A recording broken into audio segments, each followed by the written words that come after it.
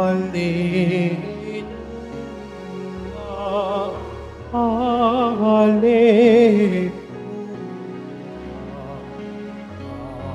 Hallelujah,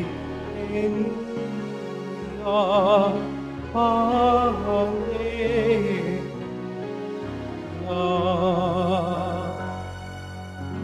Dinggin ninyong lahat ngayon ang tinig ng Panginoon sa loob na maginaon. Hallelujah, Hallelujah,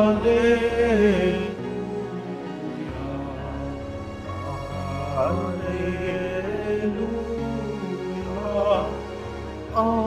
Hallelujah.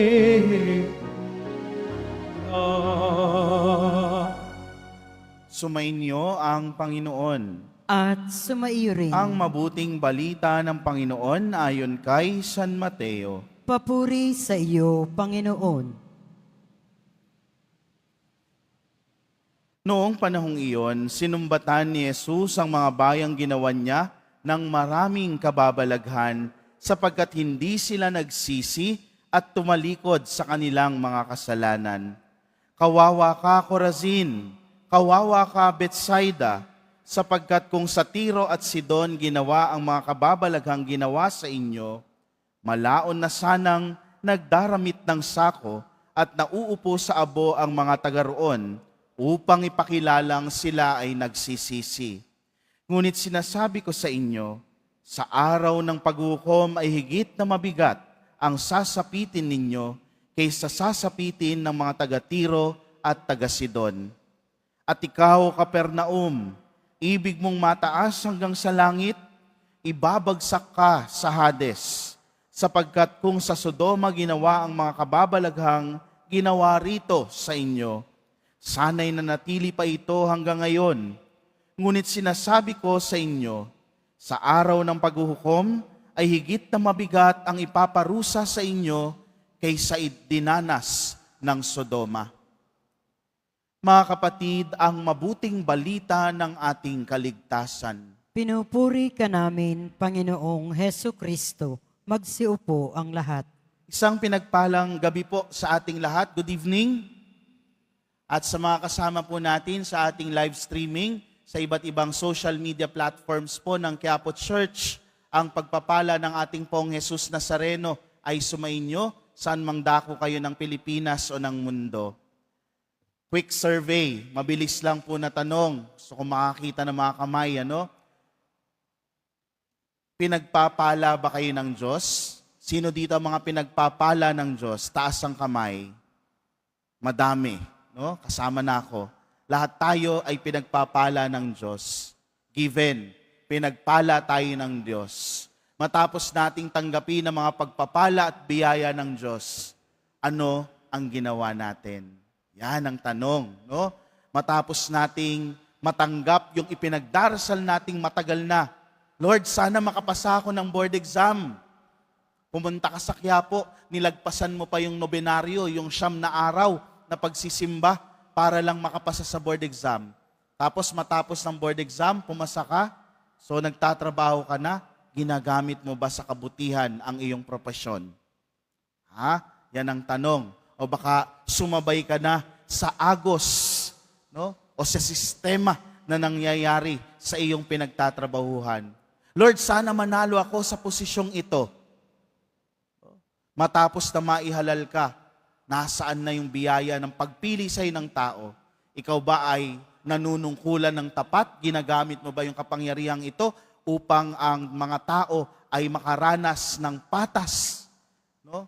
na pagkalinga? O baka naman nadala na rin ng agos ng politika ang iyong pagkapanalo? No? Magandang tanungin ng mga sarili natin. Oo, biniyayaan ako ng Diyos. Pero ano na ang ginawa ko sa biyaya matapos? Babalik na lang ba ako pagka meron na ako ulit hihilingin? No? Sana bawat deboto, no, ng Nazareno ay hindi lamang pumupunta sa Quiapo para lang humiling, kung hindi para rin magpasalamat at makita kung ano na ang naidudulot ng biyaya sa atin ng Diyos. Bakit natin ito pinag-uusapan? Sapagkat ito ang marahil ang naging dahilan ng ating Panginoon kung bakit siya nagalit sa mga bayan ng Corazin, ng Bethsaida at ng Capernaum. Malinaw na sinabi ng ating Panginoon, alam nyo mga taga-Corazin, mga taga-Bethsaida, no? Kung sa ibang bayan ginawa ang maraming kababalaghan sa inyo, no? Malaon na silang nagbalik loob o nagsisi.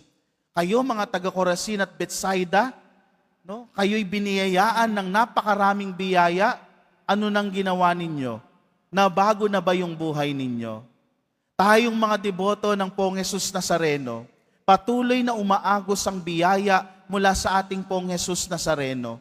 Pero nabago na ba tayo ng ating pagdedebosyon? O baka bumabalik na lamang tayo kapag meron na tayo ulit gustong hilingin? Ayaw nating maging katulad ng mga taga-Corazin, taga-Bethsaida, mga taga-Capernaum. Ayaw nating marinig ang ating Panginoong Hesus na nagsasabi sa atin, kawawa ka. Pero sana marinig natin ang Panginoon na sinasabi sa atin na mabuti ang iyong ginawa sapagkat itong mga biyaya na ipinagkatiwala ko sa iyo ay binago ka. No? Sana wag tayo maging katulad ng mga taga-Corazin at Bethsaida at Capernaum na patuloy lang sa kanilang buhay matapos dagawan ng kababalaghan ng ating Panginoon. Kasi simple lang naman. Sabi po, sabi ng formator ko doon sa seminaryo, if you continue to do what you are doing, you will continue to get what you are getting. Pag patuloy mong ginawa yung mga nakasanayan mo, na alam mo naman na hindi maganda ang naidudulot sa iyo, patuloy mong makukuha yung mga resulta, ng mga ginagawa mo, yung mga consequences ng ginagawa mo. Mga minamahal kong kapatid, ayaw nating marinig si Jesus na sinisigawan o sinasabihan tayong kawawa tayo. Sapagkat sa katotohanan, bilang mga anak ng Diyos, bilang mga deboto ng Poong Jesus Nazareno, kaya nating kilalanin ang mga biyaya ng Diyos sa atin. Sana wag maiwan doon sa pagkilala lang. Sana dalhin tayo sa pasasalamat. Sana dalhin tayo sa pagbabago. Sana dalhin tayo sa pagbabahagi ng biyayang ito sa bawat isa sa ating kapwa. Yan po yung grasyang hihilingin natin ngayon sa ating Poong Jesus Nazareno sa pagtanggap natin sa Kanya sa banal na Eucharistia.